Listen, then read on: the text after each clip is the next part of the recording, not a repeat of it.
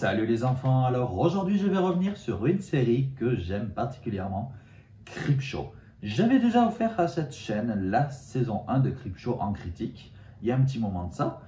Depuis j'ai enfin acheté le Blu-ray de la saison 2, je l'ai enfin regardé et me voilà pour vous donner mon avis. Allez, c'est parti. Bien sûr je vais quand même spoiler un minimum sur cette deuxième saison de Creepshow. Donc j'annonce, si tu l'as pas vu, ça va spoiler un petit peu. Allez, c'est parti. Est-ce que j'ai aimé cette saison 2 de Creepshow? On va pas se mentir, on s'est quand même un petit peu fait chier cette saison. La saison n'est foncièrement pas mauvaise, on va être très clair. Mais franchement, par rapport à la saison 1, je trouve qu'il était quand même pas une masterclass, mais une vraie bonne saison. Là, cette saison 2, ouais, souvent c'est fou. Souvent, il y avait de vraies bonnes idées, mais qui malheureusement étaient noyées au milieu d'autres mauvaises idées, ce qui fait que ça tombait à plat.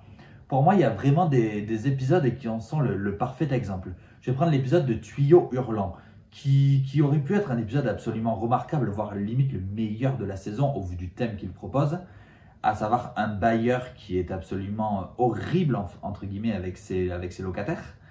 Et le problème, c'est que ça part en cacahuète au total si le bailleur n'avait pas été aussi caricatural en termes de toujours mon verre de pinard à la main. Je veux dire, vraiment, mais le cliché, tu as l'impression, quand tu regardes vraiment le bailleur, tu as l'impression de regarder le cœur à ses raisons, quoi, tu vois. Et c'est dommage, s'il n'y avait pas eu cette caractérisation du personnage poussée à l'extrême, je pense que pour le coup, Tuyau Hurlant, par exemple, aurait pu être l'exemple parfait de ce que doit être pour moi le Creepshow. Mais ça tombe à plat à cause de ça.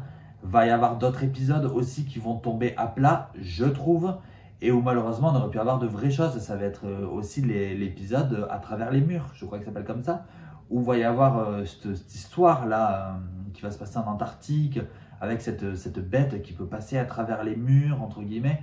Là c'est pareil, à vouloir prendre le truc trop au sérieux, l'humour n'arrive qu'à la fin de l'épisode, ce qui fait que ça sort un peu de nulle part, et au final l'épisode est super mal dosé. Donc c'est vraiment dommage parce que là aussi ça aurait pu être un épisode qui aurait été super intéressant. Dans la saison 1 on arrivait mais tellement bien à doser ça, humour, fantastique et scénario. Et là le problème c'est que souvent c'est voilà, il y a une erreur, c'est comme si tous les ingrédients étaient mal mélangés en fait. Ce qui fait que le gâteau au final il reste bon mais il reste pas excellent quoi. Et c'est vraiment ça que je vais reprocher personnellement en tout cas à cette saison.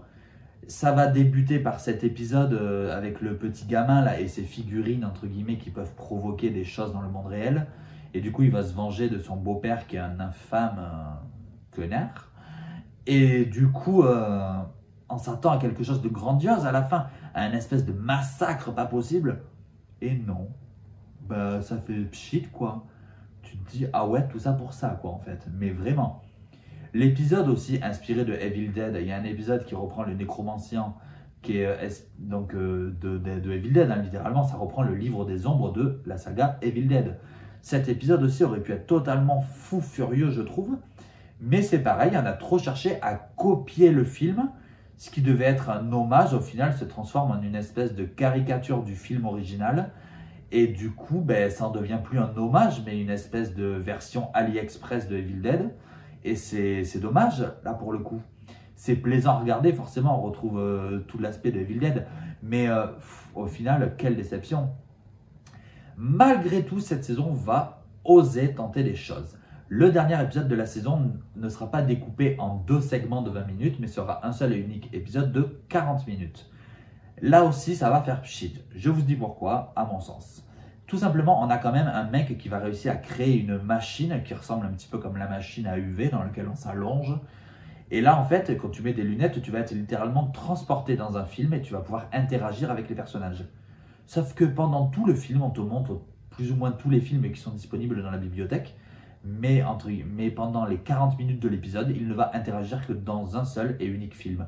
On va pas se mentir, je pense que c'est pour une question de droit d'auteur, hein, surtout avec une série fauchée comme Creepshow. Mais à un moment donné, si tu as une idée aussi brillante et que tu ne peux pas l'exploiter, malheureusement, tu ne le fais pas. Tu le fais pas. Parce que là, ça te vend du rêve pendant 40 minutes et au final, voilà. En plus, la conclusion qui arrive limite à 2 minutes de la fin, comme un cheveu sur la soupe, tu te demandes vraiment, mais ok. Donc vraiment, limite, c'est un scénario de film. Et d'ailleurs, j'ai envie de dire, le scénario de cet épisode, là, avec donc la cabine à UV où tu peux aller dans des films, vraiment, c'est un scénario de film hollywoodien. Faites-moi un film comme ça. Je veux dire, où le gars se transporte dans les Freddy Krueger, dans les Vendredi 13, dans les Chucky. Oh, ça serait tellement fou furieux. Mais voilà, cet épisode fait pchit. C'était une vraie bonne idée de faire un épisode de 40 minutes, je trouve, en guise de season finale. Mais malheureusement, ça fait pchit et c'est à l'image de la saison, à savoir hyper maladroit et hyper mal dosé. Et on a voulu trop en faire et résultat, ben voilà quoi. Enfin, je vais parler des épisodes spéciaux. Il y en a eu 2 cette saison. Il y a eu un épisode spécial Halloween et un épisode spécial Noël.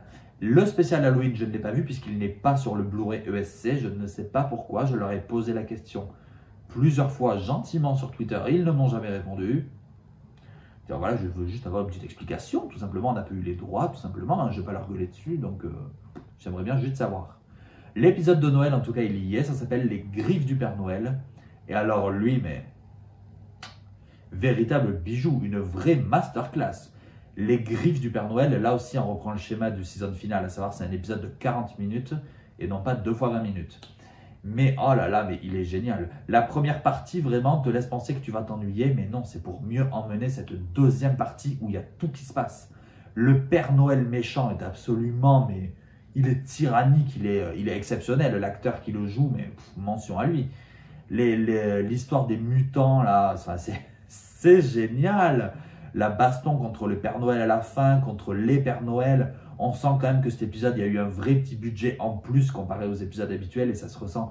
C'est pour moi l'un des meilleurs épisodes de Noël, toutes séries confondues, que je n'ai jamais vu. Et ça m'a par certains aspects énormément rappelé ce que peut faire Doctor Who. Vraiment, Les Griffes du Père Noël, c'est un épisode qui m'a rappelé Doctor Who dans ses 4 premières saisons. On retrouve vraiment cet aspect-là et mention au climax de cet épisode qui est démentiel. Vraiment, si je ne dois retenir qu'un seul épisode de cette saison 2, c'est celui-là. Parce que voilà, maintenant c'est vrai que c'est un épisode hors série. Il n'est pas vraiment dans la saison, c'est un hors série spécial Noël. Donc c'est plus ou moins tout ce que j'ai à retenir de cette saison 2 de Creepshow, à savoir des épisodes plutôt fun, plutôt cool, mais franchement pas exceptionnels comparé à la saison 1 où vraiment on respectait les codes du Creepshow. Là, on veut faire mieux. Alors pourquoi faire mieux, je ne sais pas. Quand on a quelque chose qui fonctionne, ne cherchez pas à le changer. Parce que là, on veut faire mieux, c'est maladroit, ça tombe souvent à côté alors qu'on est à 2 doigts que ce soit génial. Et bref, voilà, c'est jamais foncièrement mauvais, mais c'est jamais foncièrement parfait. Je vais finir cette vidéo comme la première saison avec un petit top 3 malgré tout, des 3 segments que j'ai préférés. En 3e position, ça va être l'étoffe des zéros. Parce que l'étoffe des zéros, pour moi, c'est un hommage absolument ultime à ces films fauchés, nanardesques des années 70, voire 80, où on voit vraiment que c'est du carton-pâte parce que c'est assumé à 3000%. Et c'est génial pour ça. Vraiment, je l'ai vraiment pris comme un espèce d'hommage, cette histoire. L'étoffe des zéros. En 2e position, ça va être Dead and Breakfast, parce que j'ai adoré toute l'histoire autour de l'hôtel. Et c'est pour moi peut-être un des épisodes les plus réussis de cette saison, c'est pour ça que je l'ai mis en 2e position. Hein. Mais ça doit aussi beaucoup au jeu de Ali Larter, qui est une vraie bonne actrice, qui du coup passe une tête. Et vraiment, mais donnez-lui plus de rôle à cette actrice, on ne la voit plus assez. Et vraiment, elle va porter cet épisode, je trouve, à bout de bras, parce qu'il y a quand même pas mal de faiblesses. Mais au final, le jeu d'actrice fait que vraiment, l'épisode, je trouve, il est génial, quoi. Avec cette fin que j'ai adorée, là par contre, je dois l'avouer. Et enfin, en 1re position, Rivalité fraternelle, qui pour moi est vraiment donc le meilleur épisode de cette saison. Je ne compte pas l'épisode de Noël vu que c'est un hors-série. Mais voilà, Rivalité fraternelle, j'ai vraiment eu l'impression de lire une nouvelle de Stephen King et de la voir ensuite à l'écran.